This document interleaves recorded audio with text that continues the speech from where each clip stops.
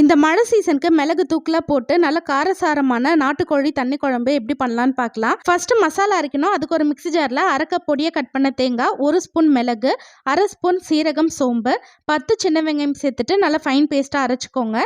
அடுத்து குக்கரில் 4 table spoon எண்ணெய், 1 பட்டை, 3 கிராம்பு, 1/4 டீஸ்பூன் சோம்பு, 2 பச்சை மிளகா, கொஞ்சமாக கருவேப்பிலை, பொடியை கட் பண்ண 1 கப் சின்ன வெங்காயம், 1 டேபிள் ஸ்பூன் இஞ்சி பூண்டு விழுது சேர்த்துட்டு பச்சை வாசனை போக நல்லா வதக்கி விட்டுக்கோங்க. அடுத்து இதில் கட் பண்ண ஒரு பெரிய தக்காளி, தேவையான உப்பு சேர்த்துட்டு தக்காளி நல்லா மசிற அளவுக்கு வதக்கி விட்டுக்கோங்க. அடுத்து மசாலா சேர்க்கணும். 1/4 டீஸ்பூன் மஞ்சள் தூள், 2 ஸ்பூன் மல்லித்தூள், 1 ஸ்பூன் தனி மிளகாய் தூள், அரைச்ச தேங்காய் விழுதியும் சேர்த்துட்டு பச்சை வாசனை போக ஒரு 2 நிமிஷம் நல்லா வதக்கி விட்டுக்கோங்க.